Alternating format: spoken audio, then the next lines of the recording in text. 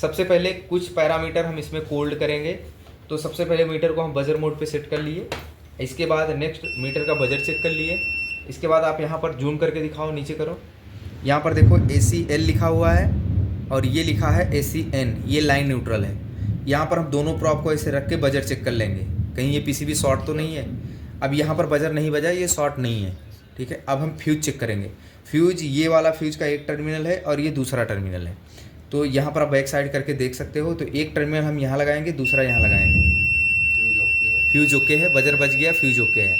अब फिर हम नेक्स्ट क्या करेंगे, यहाँ पर जाएंगे। ये टॉप बैंड की PCB है, इसमें आप देख सकते हो 1 2 3 4 ये 4 टर्मिनल है ब्रिज रेक्टिफायर के, जो AC को DC में करता है। तो हम इसके पहले इनपुट टर्मिनल पर बजर चेक करेंगे ऐसे। अभी यहाँ पर बजर नहीं बजा, कहने का मतलब ये रेक्टिफायर या फिर ये लाइन सप्लाई शॉर्ट नहीं है, हम इसमें सप्लाई देके चेक कर सकते हैं। फिर आउटपुट भी चेक कर लेंगे इसका, DC शॉर्ट तो नहीं है, नहीं। इस पर भी वजन नहीं बजा, DC भी शॉर्ट नहीं है।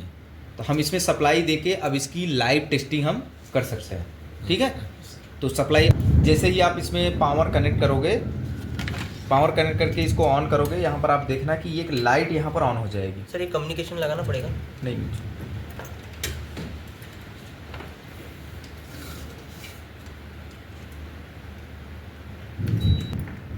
जैसे हमने ऑन किया, यहाँ पर आप देख सकते हो इसमें एक लाइट लगी है, वो लाइट ऑन हो गई। क्लियर दिख रहा है ना? तो अगर ये लाइट ऑन हो जाती है तो इसका रेक्टिफायर भी ओके है और इसका फ्यूज भी ओके है और इसका जो DC सप्लाई की सर्किट है 5 वोल्ट की, वो भी ओके है। क्लियर? तो अभी हम कुछ पॉइंट ऐसा होगा जो कि आपको लाइव टेस्टिंग करके दिखाएंगे। सबसे पहले मीटर को आप ऑटो रेंज पे डाल लो या फिर आप AC रेंज सेलेक्ट कर लो। हमने मीटर को ऑटो रेंज पे सेट कर दिया। तो अब हम क्या करेंगे, एक प्रॉप को लाइन पर और दूसरा न्यूट्रल पे लगा के रखेंगे।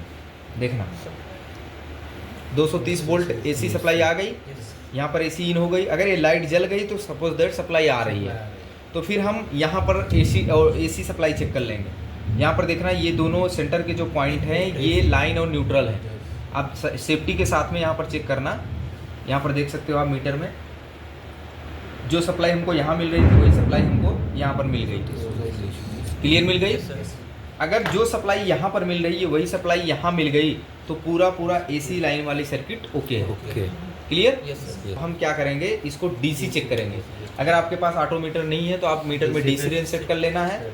तो एक प्रॉप को हम इस पे लगाएंगे, दूसरे प्रॉप को इस पे लगाएंगे। यहाँ पर देखना -220। अभी जो माइनस दिख रहा है प्रॉप को हम चेंज करेंगे तो वो चेंज हो जाएगा, ठीक है। ऐसे करके थोड़ा रखो तो इस तरफ क्लियर दिखेगा आप जी। क्लियर दिख रहा है?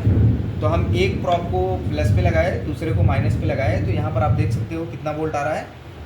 थोड़ा होल्ड रखना, होल्ड रखना, ये देखना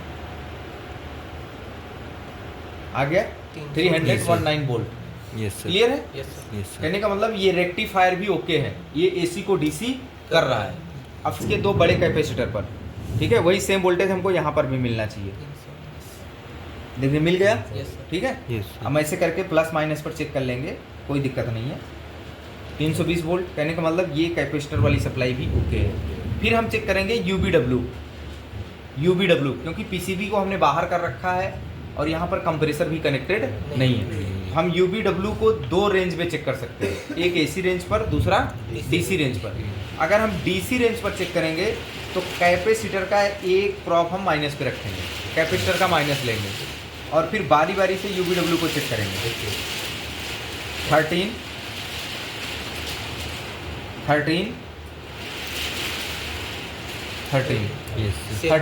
इक्वल वोल्ट आना चाहिए। क्लियर? ये DC रेंज पे। अगर हम AC रेंज पे चेक करेंगे मेन सप्लाई का, वहाँ पर न्यूट्रल लेना है। एक हमने न्यूट्रल पे रख लिया, अब बारी बारी से फिर से चेक करेंगे। 6.35 इक्वल है, यहाँ पर 6. ये सप्लाई डिस्कनेक्ट हो गई, 6.3 इक्वल आएगा। हमने 2 रेंज से चेक किया, एक AC रेंज पर, दूसरा DC रेंज पर। अगर यही हम कंप्रेसर लगा के चेक करेंगे तो यहाँ पर वोल्टेज ज़्यादा लगेगा, ठीक है ना। अगर PCB में कोई इंटरनल प्रॉब्लम आ रही है, जैसे कि यहाँ पर लाइट नहीं आ रही है बट रेक्टिफायर ओके है, वहाँ पर सप्लाई आउट कर रहा है, तो इसमें मैं आपको कुछ पॉइंट दिखाता हूँ। इस जूम करो ज़रा, यहाँ पर लिखा है 5 वोल्ट प्लस, क्लियर है? तो यहाँ पर लिखा है 15 वोल्ट प्लस, और यहाँ पर लिखा है 12 वोल्ट प्लस 12 वोल्ट, क्लियर लिखा है ना? तो अगर IPM UVW पर सप्लाई आउट नहीं कर रही है तो हमको इसमें इंटरनल वोल्ट चेक करना होगा, क्योंकि IPM को चलाने के लिए उसकी इनपुट सप्लाई पर हमको 15 वोल्ट प्रोवाइड करना पड़ता है। तो इन सभी वोल्टेज को हम चेक कर लेंगे क्या PCB में ये वोल्टेज मेंटेन हो रहे हैं कि नहीं हो रहे हैं। तो एक प्रॉप को मीटर को DC रेंज पे सेट करेंगे, एक प्रॉप को हम ग्राउंड कर लेंगे। ग्राउंड मीन्स यहाँ पर आप देख सकते हो GND लिखा हुआ दिख रहा है, तो ठीक है। एक प्रॉप को हम ग्राउंड कर लिए, क्लियर। अब हम इसके 12 वोल्ट DC सप्लाई को चेक कर लेंगे। आ गया मीटर में 12 वोल्ट।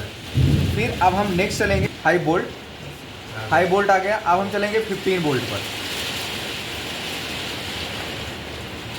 क्लियर। तो हमने बारी बारी से सबसे पहले हमने 12 वोल्ट को चेक कर लिया, यहाँ पर देखो 12 वोल्ट आ गया। फिर हम चलेंगे 5 वोल्ट पर, यहाँ पर आराम से आपको लगा देना है, अच्छे से कनेक्ट करना है सेफ्टी के साथ में। ये हमने 5 वोल्ट चेक कर लिया। अब हम तीसरी सप्लाई चेक कर लेंगे 15 वोल्ट। 15 वोल्ट, देखो यस सर। ये तीनों सप्लाई मेंटेन होनी चाहिए। अगर इसमें से कोई भी सप्लाई PCB में नहीं बन रही है तो सर्किट खराब है, क्लियर है ना? तो अब आप जो सर्किट इसमें जो सप्लाई नहीं बन रही है, जैसे 15 वोल्ट, 5 वोल्ट या 12 वोल्ट, वो सेक्शन आपको रिपेयर करना पड़ेगा या फिर PCB चेंज करनी पड़ेगी। तो अब बात करते हैं, इसमें आगे कंटिन्यू करना है। इसमें आउटडोर के लगे सेंसर, यस सर। देखना इसमें 1 टर्मिनल, 2 टर्मिनल, 3 टर्मिनल, इसमें तीनों सेंसर लगे हैं। 2-2 टर्मिनल को हम चेक करेंगे। तो आप ऐसे भी यहाँ से भी चेक कर सकते हो। सेंसर को हमने सभी निकाल दिया। ये देखो सेंसर के 3 कनेक्टर हमने DC रेंज पे सेट कर लिया। अब एक एक कनेक्टर में इसे प्रॉप को लगा देंगे। देखना 5 वोल्ट सेंसर निकाल के, यस सर। दूसरे में आप देख सकते हो एक यहाँ हमने लगाया, दूसरा यहाँ लगाया, इसमें भी 5 वोल्ट। तीसरा हमने एक यहाँ लगाया, एक यहाँ लगाया, 5 वोल्ट, ठीक है। आप यहाँ भी चेक कर सकते हो। देखो इस तरीके से एक टर्मिनल हमने इस पे रखा, दूसरा इस पे रखा, 5 वोल्ट आ गया। और एक इस पे रखा, एक इस पे रखा, 5 वोल्ट आ गया। Yes sir. और एक इस पे रखा, एक इस पे रखा। देखो यह कनेक्ट करेंगे अच्छे से। Yes sir. कनेक्ट में PCB सभी सेंसर के लिए 5 वोल्ट आउट कर रही है, इसलिए PCB ओके है। यस।